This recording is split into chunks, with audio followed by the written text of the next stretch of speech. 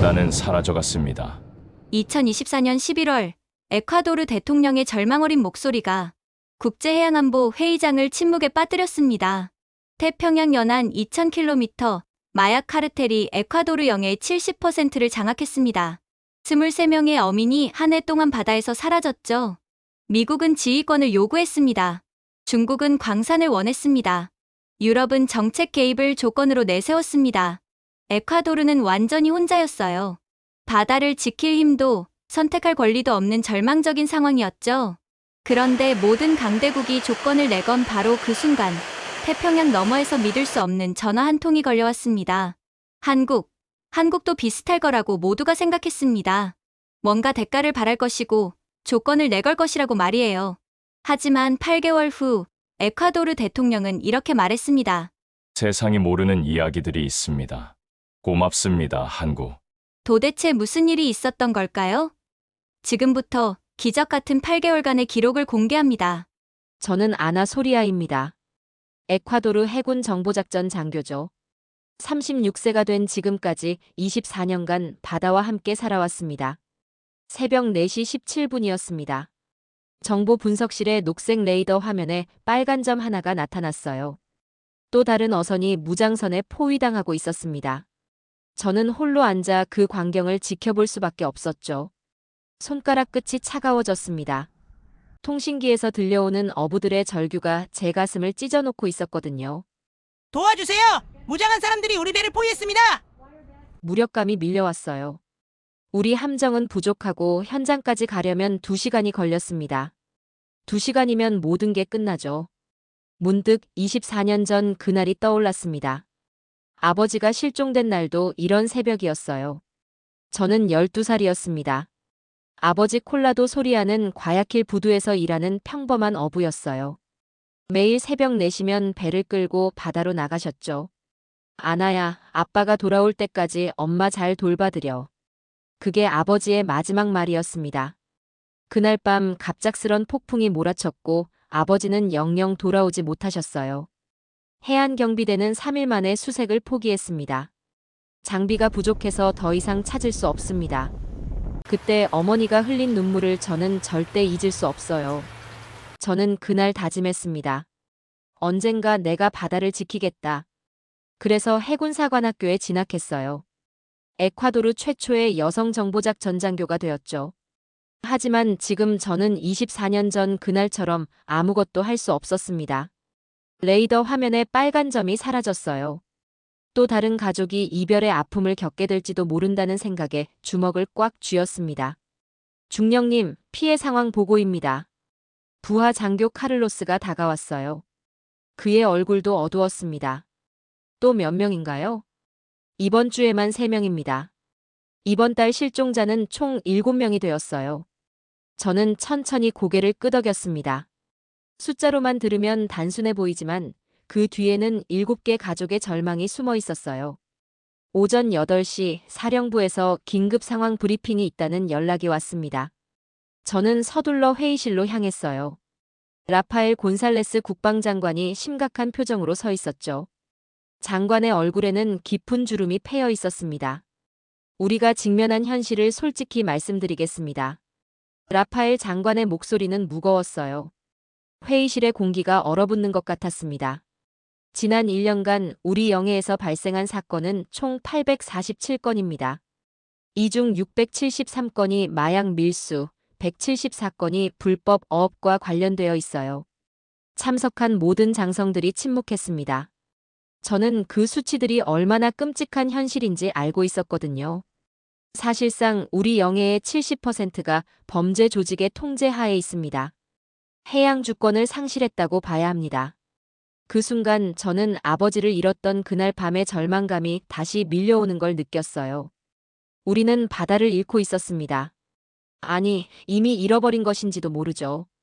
점심시간이 지난 후 홀로 정보 분석실로 돌아온 저는 벽에 걸린 에콰도르 해역 지도를 바라봤습니다. 파란색으로 칠해진 우리 영해가 이제는 붉은 위험 표시로 가득했어요. 저는 중얼거렸죠. 나는 군인이다. 하지만 아무것도 할 수 없었다. 그날 밤 아파트로 돌아간 저는 아버지의 낡은 사진을 꺼내봤습니다.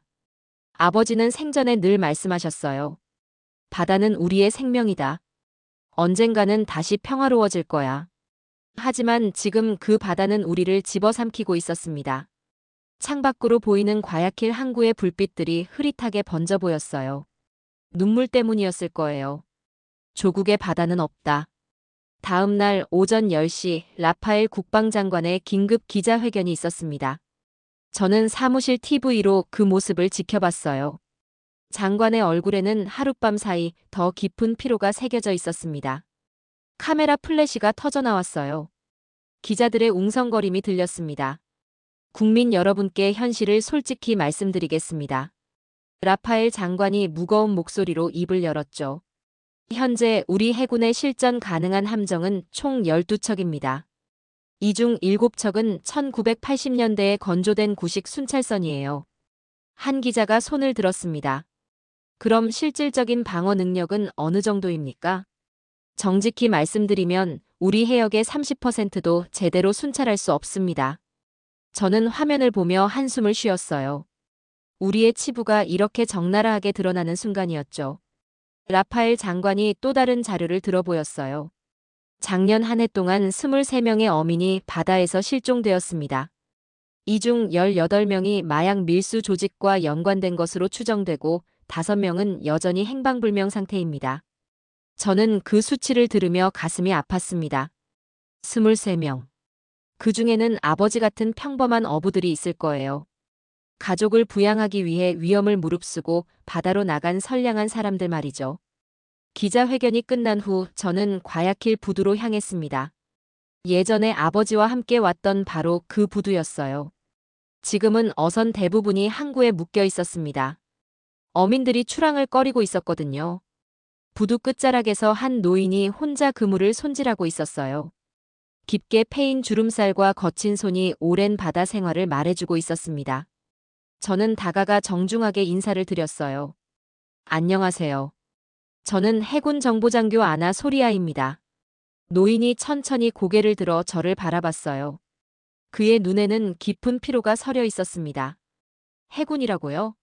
그럼 언제쯤 바다가 안전해질지 아시나요? 저는 대답할 수 없었어요. 노인은 씁쓸하게 웃으며 계속 말했죠. 제 아들 녀석이 지난달부터 출항을 거부합니다. 무서워서래요. 3대째 어업을 해온 집안인데 이제 바다에 나갈 수가 없다니.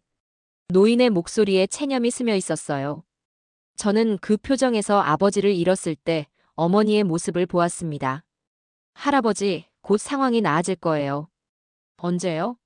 내가 죽기 전에 볼 수 있을까요? 저는 아무 말도 할 수 없었어요.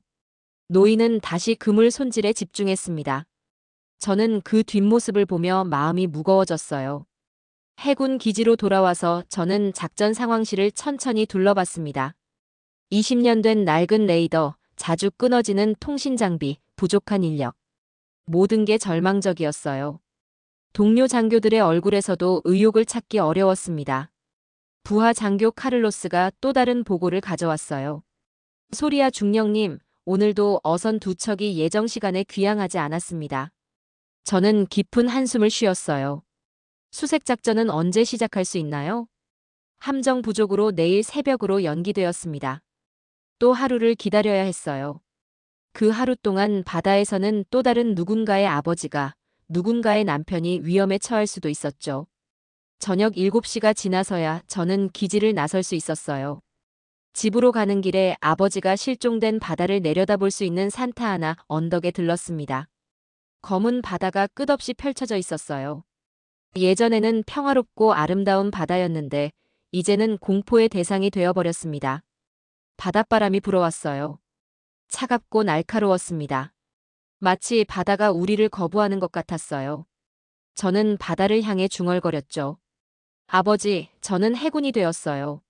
하지만 군대가 있어도 지킬 힘이 없습니다. 그날 밤 잠들기 전 저는 오래된 일기장을 꺼냈습니다.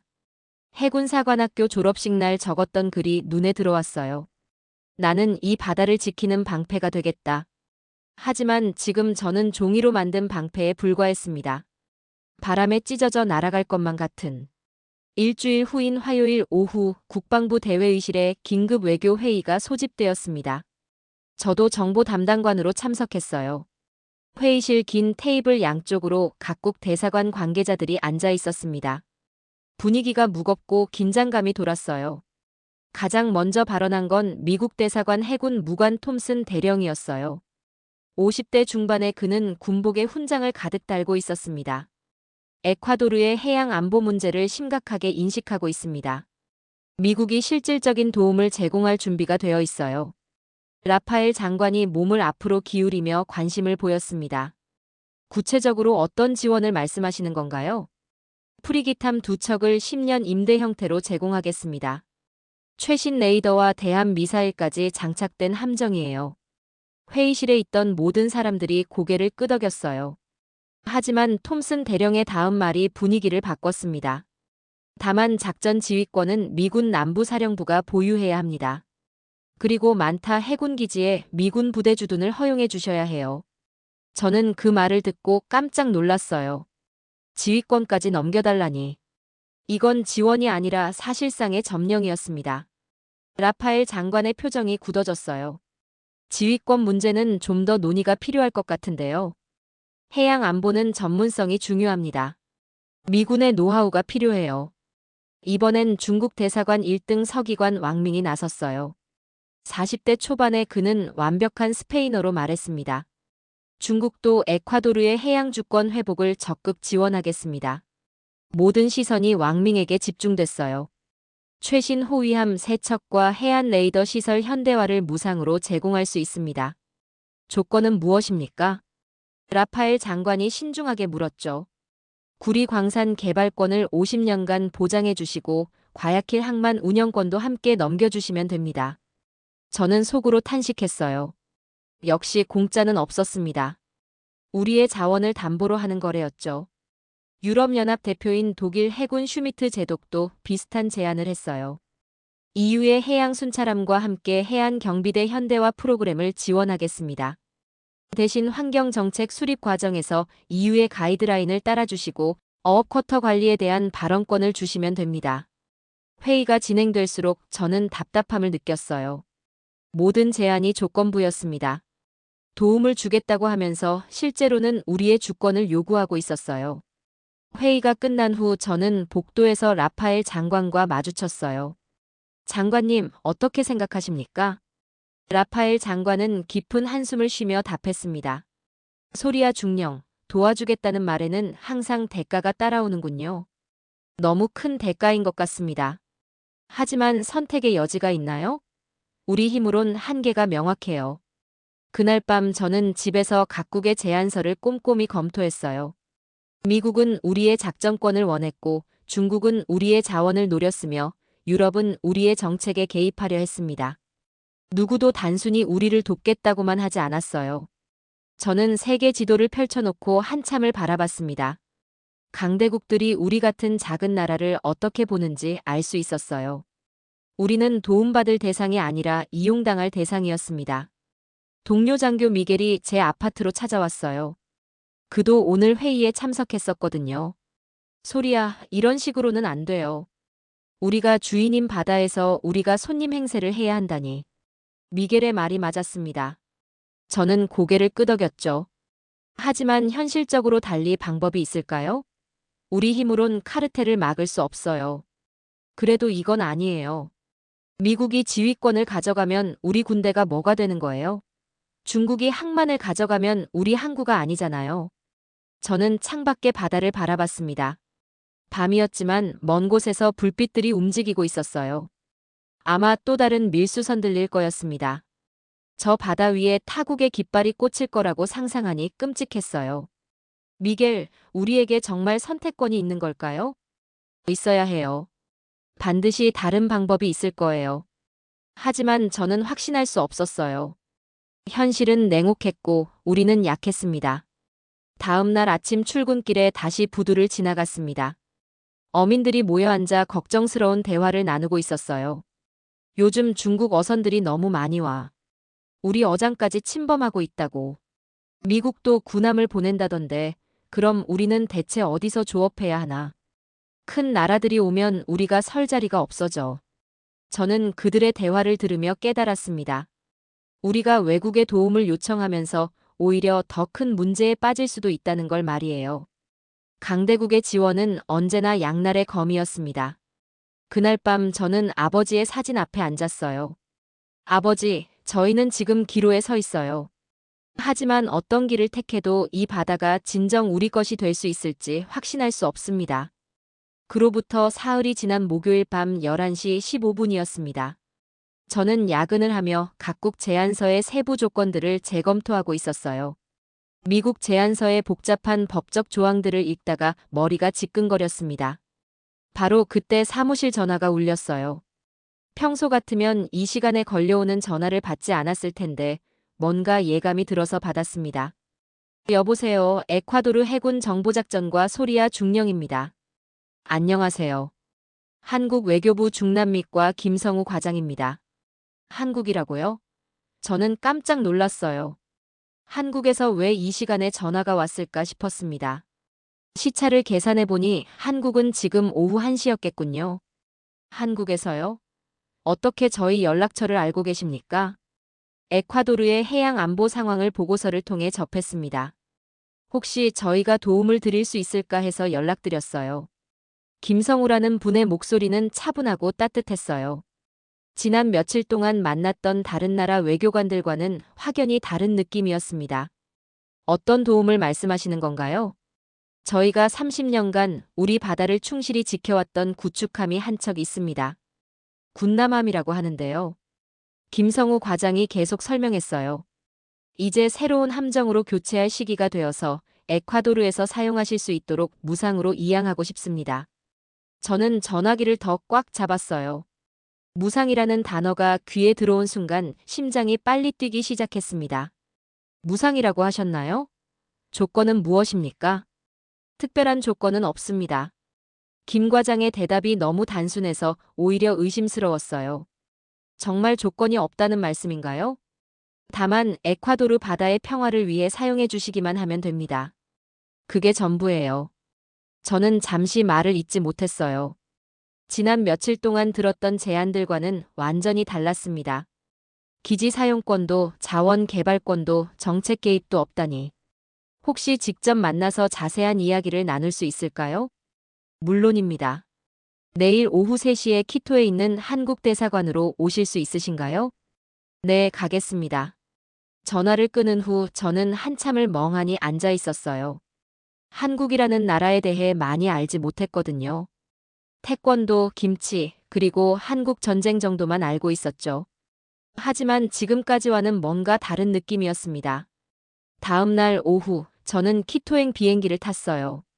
1시간 30분 후 한국 대사관에 도착했습니다. 생각보다 소담한 건물이었어요. 김성우 과장이 로비에서 직접 마중 나와주었습니다. 40대 중반으로 보이는 김 과장은 온화한 인상이었어요. 그의 눈빛에서 진정성을 느낄 수 있었습니다. 소리아 중령님, 먼 길 오시느라 고생 많으셨습니다. 이쪽으로 앉으세요. 김 과장이 작은 회의실로 안내했어요. 테이블 위에는 이미 자료들이 준비되어 있었습니다. 이것이 군남함의 재원표입니다. 김 과장이 첫 번째 자료를 보여주었어요. 3200톤급 구축함으로 최신 AESA 레이더와 76mm 함포를 장착하고 있습니다. 대잠 소나와 근접 방어 시스템도 갖춰져 있어요. 저는 함정 재원을 보며 놀랐어요. 우리가 지금까지 보유한 함정 중 가장 성능이 좋은 것이었습니다. 함정 상태는 어떻습니까? 정기 정비를 마친 상태입니다. 주요 장비들도 모두 최신 버전으로 업그레이드 되어 있어요. 김 과장이 다른 자료들도 보여주었어요. 함정 사진, 장비 목록, 성능 데이터까지 상세했습니다. 정말 조건이 없습니까? 솔직히 믿기 어려워서요. 김 과장이 잠깐 미소를 지었어요. 저희도 어려웠던 시절이 있었습니다. 6.25 전쟁 때 16개국이 우리를 도와줬어요. 아무 조건 없이 말이에요. 김 과장의 목소리에 감정이 섞였어요. 콜롬비아, 에티오피아, 터키, 태국. 이 나라들이 젊은 청년들을 보내서 우리를 위해 싸워줬습니다. 그 은혜를 어떻게 잊겠어요? 저는 그제야 이해하기 시작했어요. 우리는 은혜를 받은 나라입니다. 이제 그 은혜를 다른 누군가에게 돌려주고 싶을 뿐이에요. 저는 그 순간 가슴이 뭉클해졌어요. 다른 나라들은 이익과 조건을 말했지만 이들은 기업과 감사를 말했습니다. 한 가지만 더 묻고 싶습니다. 수많은 나라 중에서 왜 에콰도르를 선택하셨나요? 김 과장이 잠시 창밖을 바라보며 답했어요. 바다를 잃어본 나라의 아픔을 우리가 압니다. 우리도 분단으로 인해 동해에서 자유롭게 조업하지 못한 시절이 있었거든요. 저는 그제야 알 수 있었어요. 이들은 우리와 같은 아픔을 겪어본 사람들이었습니다. 우리가 원하는 건 단순합니다. 에콰도르 바다가 다시 어민들의 평화로운 살터가 되기를 바랄 뿐이에요. 김 과장이 마지막 자료를 꺼냈어요. 함정 인수 후에도 5년간 정비 지원과 승조원 교육을 약속드립니다. 역시 무상으로요. 대사관을 나오며 저는 키토 시내를 한참 걸었어요. 오랜만에 희망이라는 감정을 느꼈습니다. 마치 터널 끝에서 빛을 본 것 같았어요. 그날 밤 과야킬로 돌아가는 비행기에서 저는 창밖의 별들을 바라봤습니다. 그 별들이 유난히 밝게 보였어요. 그날 밤 집에 도착한 후 저는 잠을 이룰 수 없었어요. 한국의 제안이 너무 좋아서 오히려 의심스러웠습니다. 세상에 공짜는 없다고 배웠거든요. 정말 조건이 없을까요? 다른 나라들처럼 숨겨진 의도가 있는 건 아닐까요? 다음 날 오전 저는 라파엘 장관에게 보고했습니다. 한국에서 군함을 무상 지원하겠다고 제안했습니다. 라파엘 장관이 서류를 보다 고개를 들었어요. 무상이라고? 조건은? 없다고 합니다. 장관의 얼굴에 의구심이 떠올랐어요. 그럴 리가 있나요? 3,000톤급 군함을 조건 없이 준다니. 더 자세히 알아보고 와요. 저는 그 말에 동의했습니다. 좋은 제안일수록 더 꼼꼼히 검토해야 했어요. 저는 한국의 해외 군사 지원 사례를 직접 조사하기 시작했습니다. 먼저 필리핀 해군에 직접 전화를 걸었어요. 필리핀 해군 작전본부입니다. 안녕하세요. 에콰도르 해군 소리아 중령입니다. 한국에서 지원받은 군함에 대해 문의드리고 싶습니다. 아, 포항급 초계함 말씀이시군요. 잠깐만 기다리세요. 잠시 후 필리핀 해군 대령이 전화를 받았어요. 라모스 대령입니다. 무엇을 도와드릴까요? 한국에서 군함을 받으실 때 어떤 조건이 있었는지 궁금합니다. 조건은 정말 없었습니다. 무상 이양 후 정비 지원까지 5년간 해주었어요. 저는 더 자세히 물어봤어요. 기지 사용권이나 정치적 요구는 전혀 없었나요? 전혀요. 오히려 우리 해군 장교들을 한국으로 초청해서 교육까지 시켜주었습니다. 그럼 실제 효과는 어땠나요? 해적 활동이 70% 이상 줄어들었어요. 정말 고마운 일이었습니다. 이번엔 콜롬비아 해군에도 연락했어요. 역시 같은 답변이 돌아왔습니다. 한국의 지원은 정말 조건이 없었어요. 함정뿐만 아니라 기술 교육까지 해주었습니다. 페루 해군 관계자와도 통화했어요. 포항급 초계함을 받고 나서 우리 해역 상황이 완전히 달라졌습니다. 구체적으로 어떻게 달라졌나요? 불법 어업이 50% 줄었고 마약 밀수선 단속 효과가 월등히 높아졌어요. 한국 측에서 특별한 요구는 없었나요? 함정 인수식 때 한국 국기와 우리 국기를 함께 개양하자고 했던 것 정도였어요. 그것도 강요가 아니라 정중한 제안이었고요. 저는 점점 놀라고 있었어요. 모든 사례에서 한국은 정말로 조건 없이 도움을 주고 있었습니다. 아프리카 가나의 사례도 확인했어요. 가나 해군 관계자는 전화 너머로 기쁜 목소리였습니다. 한국이 해안 경비정과 함께 해양 구조 기술까지 전수해 주었어요. 덕분에 작년에 22명의 조난자를 구조할 수 있었습니다. 대가로 요구한 건 없었나요? 아무것도 없었어요. 순수하게 우리 해양 안전만을 위한 지원이었습니다. 케냐에서는 더욱 감동적인 이야기를 들을 수 있었어요. 한국이 지원한 순찰선으로 소말리아 해적들을 성공적으로 차단했습니다. 우리 어민들이 이제 안전하게 조업할 수 있어요. 정치적 조건이나 경제적 요구는 전혀 없었습니다. 오히려 우리 해군 장교들의 한국 연수까지 지원해 주었어요. 저는 인터넷을 통해서도 더 많은 사례들을 찾아봤어요. 방글라데시, 스리랑카, 에쿠아도르. 한국은 이미 15개국의 50여 척의 함정을 지원했는데 모든 사례에서 조건이 없었습니다. 특히 눈에 띈 기사가 하나 있었어요. 방글라데시 총리가 한국을 방문했을 때 한 인터뷰였습니다. 한국의 지원은 다른 나라들과 완전히 달랐습니다. 그들은 우리에게서 뭔가를 얻으려 하지 않았어요. 순수하게 도움만 주었습니다. 저는 이 모든 자료를 정리해서 라파엘 장관에게 보고했습니다. 장관님, 확인 결과 한국의 지원은 정말 조건이 없었습니다. 라파엘 장관도 놀란 표정이었어요. 정치적 개입도 없고, 네. 오히려 받는 나라의 자주권을 철저히 존중한다고 명시되어 있었어요. 무기 계약이나 자원 요구도 없고, 전혀 없습니다. 순수하게 해양 안보만을 목적으로 했어요. 저는 더 자세히 설명했습니다. 한국은 이미 15개국 50여 척을 지원했는데 모든 사례에서 정치적 조건, 경제적 대가, 군사적 요구가 일체 없었습니다. 그럼 한국은 왜 이런 일을 하는 거죠? 한국 전쟁 때 받은 도움에 대한 보답이라고 명시되어 있었어요. 받은 은혜를 갚는다는 차원에서요. 라파엘 장관이 고개를 천천히 끄덕였습니다. 21세기에 이런 외교가 정말 존재한다니 믿어지지 않는군요. 저도 같은 생각이었어요.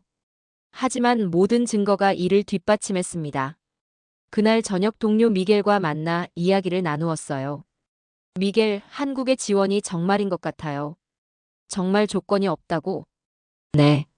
15개국 사례를 모두 확인했는데 정치도 경제도 군사도 아니었어요. 진짜 도움이었습니다. 미겔이 놀란 표정으로 물어봤어요. 그런 나라가 정말 있다니. 21세기에도 이런 일이 가능한 거야? 저도 믿기 어려웠는데 모든 증거가 그걸 보여주고 있어요. 저는 처음으로 진짜 희망을 품었습니다. 우리가 믿고 싶었던 그 가능성이 마침내 현실로 다가오고 있었어요. 그날 밤 저는 아버지 사진 앞에서 중얼거렸습니다. 아버지, 이번엔 정말일 것 같아요. 진심으로 우리를 도우려는 나라를 만난 것 같습니다. 한 달하고 열흘이 지난 어느 화요일 오전이었습니다. 태평양 수평선 너머로 회색 선체의 함정 하나가 천천히 나타났어요. 한국 태극기를 단 그 함정이 바로 우리에게 올 군남함이었습니다. 저는 과야킬 항구부두에서 그 장면을 지켜봤어요. 가슴이 터질 것처럼 두근거렸습니다. 아버지가 돌아가신 이 바다에 이제 그를 지켜줄 든든한 방패가 오고 있었거든요. 함정이 점점 가까워질수록 그 위용이 더욱 선명해졌어요. 3,200톤의 거대한 선체, 우뚝 솟은 마스트, 그리고 함수에 장착된 76mm 주포까지. 모든 것이 우리가 그동안 보아왔던 낡은 함정들과는 차원이 달랐습니다. 함정이 부두에 접안하자 한국 승조원들이 차례로 내려왔어요. 그들의 얼굴에는 자부심과 아쉬움이 동시에 서려 있었습니다. 30년간 함께한 배를 떠나보내는 마음이겠죠. 김성우 과장도 함께 와 있었습니다. 한 달 전 키토에서 만났던 바로 그분이었어요. 소리야 중령님, 약속대로 가져왔습니다. 김 과장이 따뜻한 미소를 지으며 말했어요. 정말 고맙습니다. 이 함정이 저희에게는 단순한 무기가 아니라 희망 그 자체입니다. 저희도 이 배가 에콰도르 바다에서 평화를 지키는데 도움이 되기를 바랍니다. 한국 해군 함장 이대위 대령이 저에게 다가왔어요. 앞으로도 계속 지원하겠습니다. 정비와 승조원 교육까지 책임지겠어요. 저는 함정을 천천히 둘러봤어요. 최신 AESA 레이더, 정밀한 76mm 함포, 첨단 소나 장비, 현대화된 CIC룸. 모든 게 완벽했습니다. 마치 꿈을 꾸는 것 같았어요. 함교에 올라서서 바다를 바라보는 순간 저는 울컥했어요. 24년 전 이 바다에서 아버지를 잃었지만 이제 아버지의 이름으로 이 바다를 지킬 수 있게 되었거든요. 일주일 후 대통령궁에서 정식 인수식이 열렸습니다. 라파엘 대통령까지 참석한 성대한 행사였어요. 각국 대사들과 언론진 그리고 시민들이 모여 있었습니다. 인수식이 진행되는 동안 저는 함정의 이름을 어떻게 지을지 고민하고 있었어요. 그때 대통령이 저에게 다가왔습니다. 소리야 중령, 이 함정의 이름을 무엇으로 하는 게 좋겠습니까? 당신이 정하세요. 저는 잠시 망설였어요. 가슴속 깊은 곳에서 울려오는 목소리가 있었거든요. 콜라도라고 하면 어떨까요? 콜라도? 어떤 의미입니까? 바다를 지키다 실종된 한 어부의 이름입니다. 대통령이 고개를 끄덕이며 더 물어봤어요. 특별한 사연이 있나요? 저는 깊이 숨을 들이쉬고 답했습니다. 제 아버지의 이름이기도 합니다. 24년 전 이 바다에서 실종되셨거든요. 대통령의 눈에 이해의 빛이 떠올랐어요. 좋습니다. 이 함정은 콜라도함이 되겠군요. 당신의 아버지와 이 바다를 지킨 모든 분들을 기리는 의미로요. 명명식이 시작됐어요. 태극기와 에콰도르 국기가 함께 콜라도함의 마스트에 올라갔습니다. 저는 그 모습을 보며 눈물을 참을 수 없었어요. 두 나라의 우정이 저 깃발처럼 바람에 나부끼고 있었거든요. 김성우 과장이 제게 다가왔어요. 소리야 중령님, 이 배는 단순한 무기가 아닙니다. 어떤 의미인지 알겠어요. 이 배는 신뢰의 상징입니다. 한국과 에콰도르 사이의 우정을 보여주는 증거예요. 저는 고개를 끄덕였습니다. 정말 그랬어요. 콜라도함은 무기가 아니라 두 나라 국민들의 마음을 이어주는 다리였습니다. 한국 측은 약속대로 승조원 교육도 즉시 시작했어요. 최신 장비 운용법부터 전투 전술까지 모든 것을 차근차근 가르쳐 주었습니다. 이 AESA 레이더의 탐지 거리는 200km입니다. 고속 표적도 정확히 포착할 수 있어요. 한국 해군 교관이 설명했어요. 76mm 한 포의 사정거리는 20km이고 분당 20분에 한 발까지 발사 가능합니다. 저는 그 설명을 들으며 가슴이 뛰었습니다. 드디어 우리도 바다를 제대로 지킬 힘을 갖게 된 거예요. 그날 밤 저는 콜라도함 함교에 혼자 서 있었어요. 과야킬만의 잔잔한 파도 소리가 들렸습니다. 달빛이 바다 위로 은빛길을 만들고 있었어요. 아버지, 이제 아버지의 이름으로 이 바다를 지키겠습니다. 바람이 불어왔어요.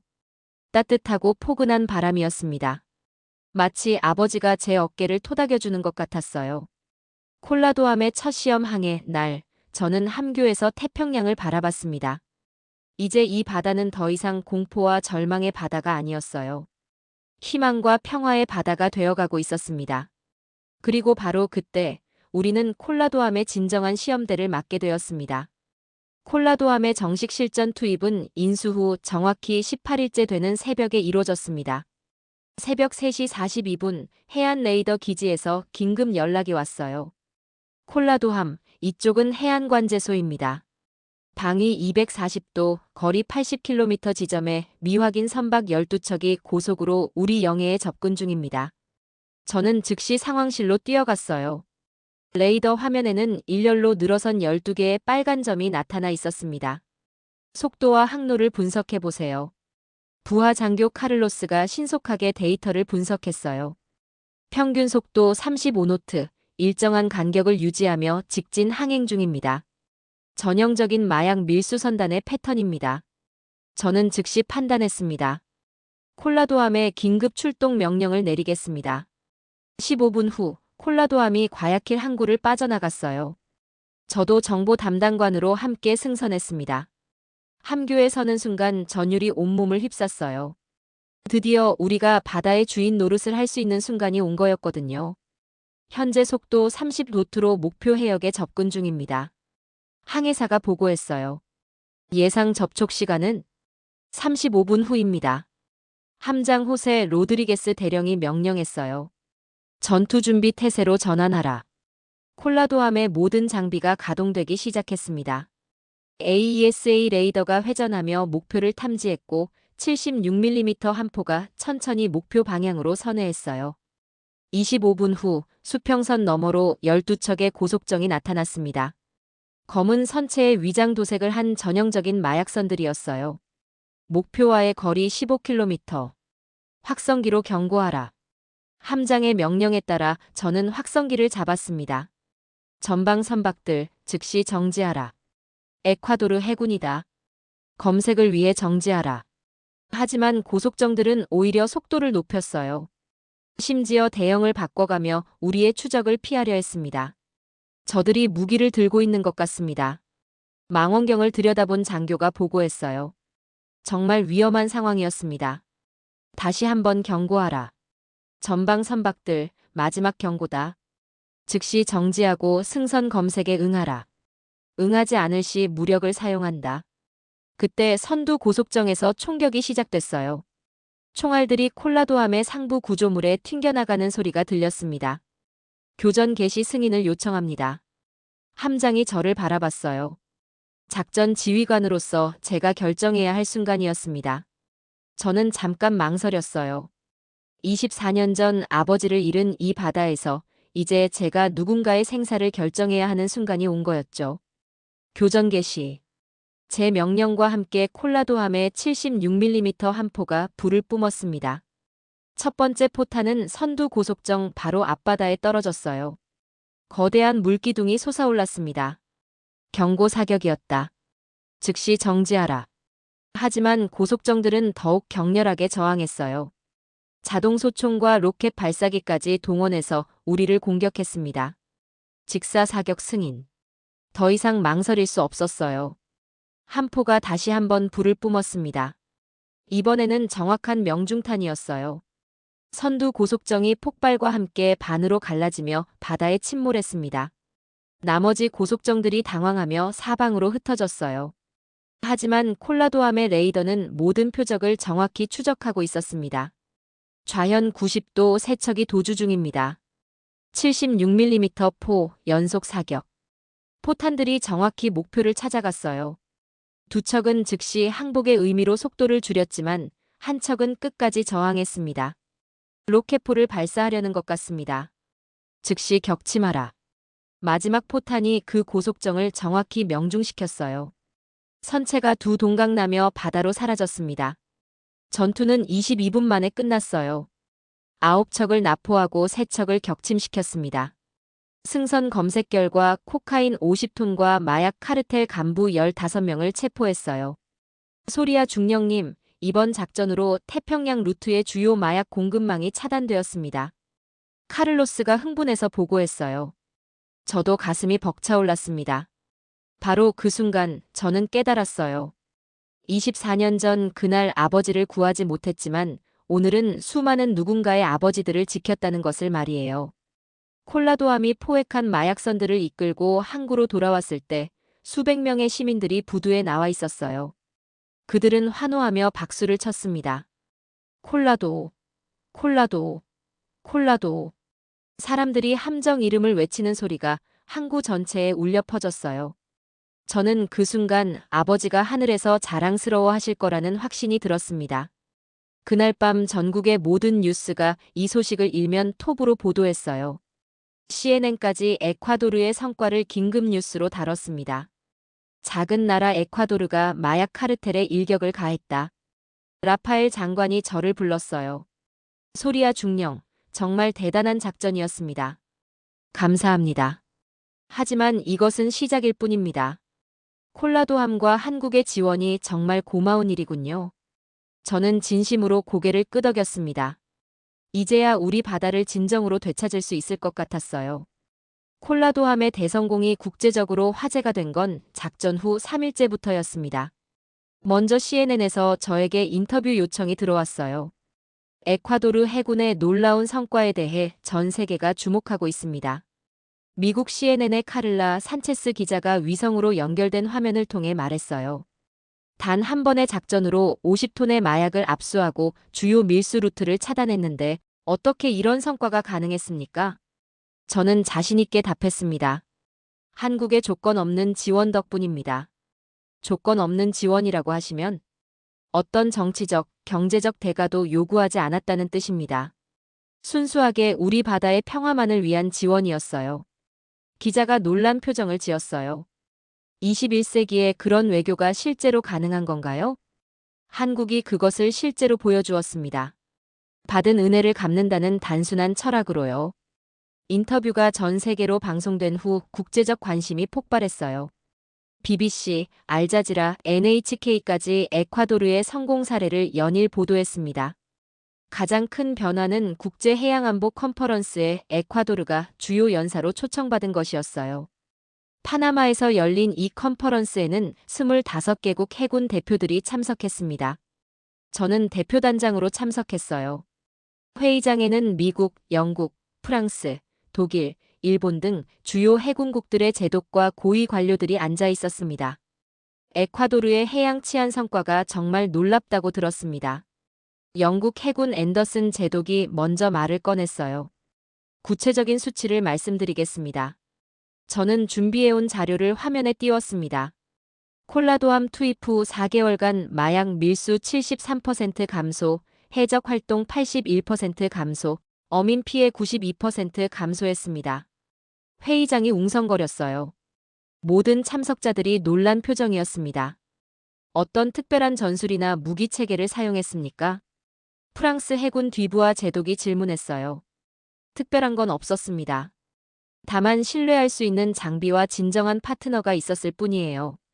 한국 해군 김철민 제독도 이 컨퍼런스에 참석해 있었어요. 그가 발언권을 요청했습니다. 저희는 에콰도르에 무기를 판 것이 아닙니다. 신뢰를 심었을 뿐입니다.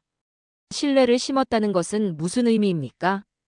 독일 해군 슈미트 제독이 물어봤어요. 에콰도르의 주권을 완전히 존중하고 아무런 조건 없이 도왔습니다. 그것이 진정한 협력이라고 생각합니다. 회의장이 조용해졌어요. 모든 참석자들이 깊이 생각하는 표정이었습니다. 기존의 군사 지원과는 완전히 다른 접근법이었거든요. 그런 방식이 실제로 더 효과적이라는 게 입증된 셈이군요. 일본 해상자위대 사토 제독이 감탄하며 말했어요. 21세기 해양 안보는 무력 과시가 아니라 상호 신뢰로 이루어져야 합니다.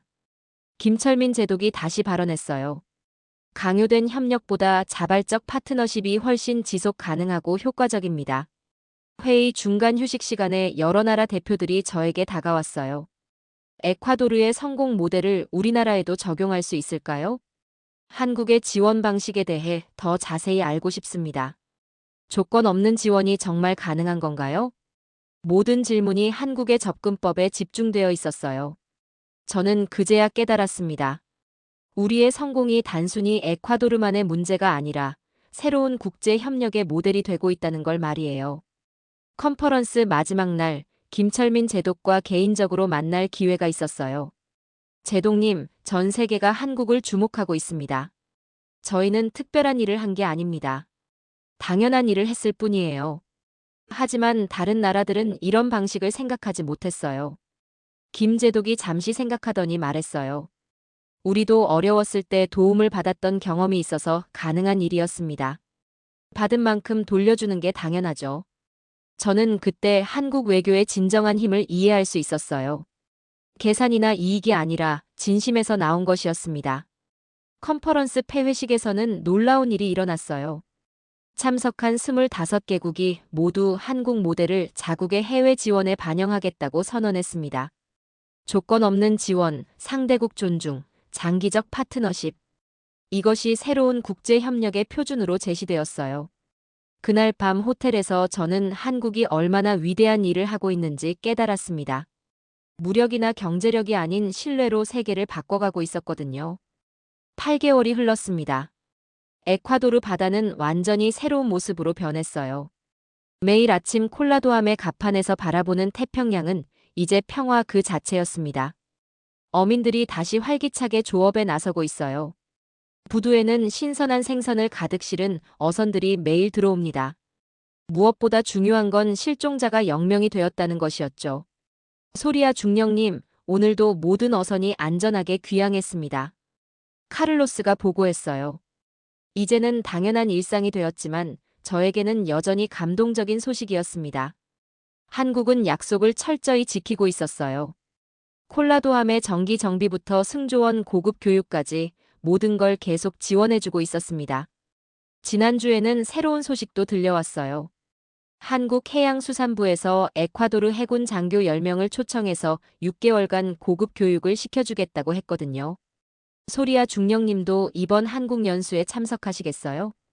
김성우 과장이 화상통화로 물어봤습니다. 물론입니다.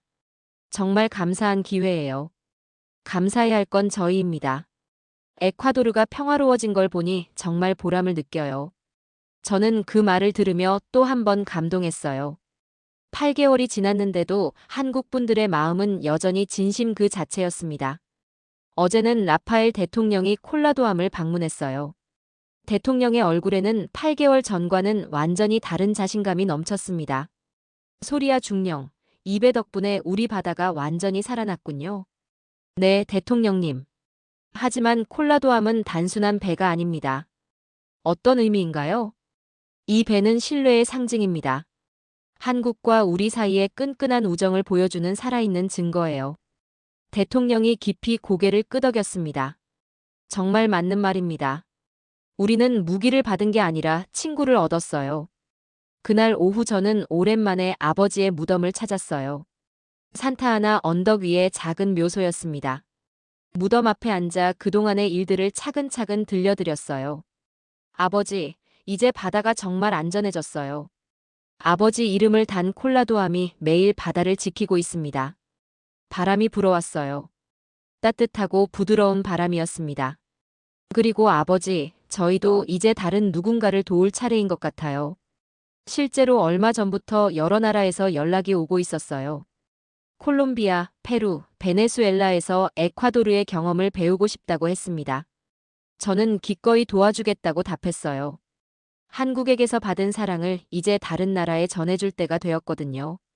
오늘 아침 콜라도암 함교에서 저는 새로운 다짐을 했습니다. 태극기와 에콰도르 국기가 나란히 펄럭이는 바다 위에서 말이에요.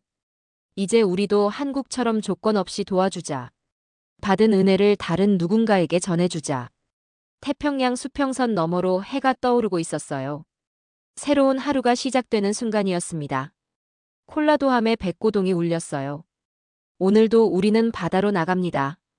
평화로운 바다, 안전한 바다, 희망이 가득한 바다를 지키기 위해서 말이에요. 이 이야기를 들어주신 여러분께 말씀드리고 싶습니다. 세상에는 여전히 아름다운 일들이 일어나고 있어요. 조건 없는 사랑, 진정한 우정, 그리고 함께 만들어가는 평화가 실제로 존재한다는 걸 저희가 증명했습니다. 바다를 잃었던 나라가 다시 바다를 되찾았어요. 절망이 희망으로, 두려움이 신뢰로, 외로움이 우정으로 바뀌었습니다. 그리고 그 모든 변화의 중심에는 한 나라의 진심과 그 진심을 믿고 받아들인 또 다른 나라의 용기가 있었습니다. 콜라도암은 오늘도 항해합니다. 우정이 지킨 바다에서 신뢰가 만든 평화 속에서 말이에요. 지금까지 에콰도르 태평양 연안에서 일어난 기적의 이야기를 들려드렸습니다. 진짜 해답은 무력이 아니라 사람의 신뢰에서 나옵니다. 이야기의 시작은 지원이었지만 끝은 함께 지킨 평화였죠. 세계 최강의 군사력을 자랑하던 나라들도 모두 조건을 내걸었던 그곳. 하지만 한국은 달랐습니다. 그들이 가진 건 최신 무기가 아니었어요. 조건 없이 믿어주는 마음이었죠. 한국도 작은 나라였고 여건도 완벽하지 않았습니다. 하지만 끝까지 약속을 지켰어요. 8개월 동안 조건 없는 신뢰를 보여주며 기적을 만들어냈습니다. 그리고 단 한마디가 모든 걸 바꿨습니다. 우리는 무기가 아니라 신뢰를 심으러 왔습니다. 한국이 한 이 말이 모든 걸 바꿔놓았어요. 지원하는 자와 지원받는 자의 관계가 아니라 함께 바다를 지키는 진정한 동반자가 된 거죠. 기적은 특별한 장비가 아니라 포기하지 않는 우정에서 시작됩니다. 사람을 중심에 둔 외교, 그 작지만 단단한 신념이 바다를 바꾸고 나라를 바꾸며 세상을 바꿉니다. 이 이야기가 마음에 닿았다면 꼭 누군가에게도 전해주세요. 한 나라의 작은 선택이 어떻게 세상을 바꾸는지 더 많은 사람들이 알 수 있도록 말이에요. 세상은 아직 불신하기엔 너무 아름답고 우리에겐 아직 나눌 만한 신뢰들이 많이 남아 있으니까요. 여러분의 응원이 더 많은 선한 이야기를 세상에 전하는 힘이 됩니다. 좋아요와 구독, 그리고 알림 설정도 잊지 마세요. 나도 누군가에게 신뢰를 주고 싶다. 여러분이 이런 마음을 조금이라도 가지게 되셨다면 이 영상의 목적은 충분히 달성된 것 같아요. 오늘도 묵묵히 세상을 밝히는 모든 분들께 진심 어린 감사와 존경을 전하며 지금까지 마음의 불빛이었습니다.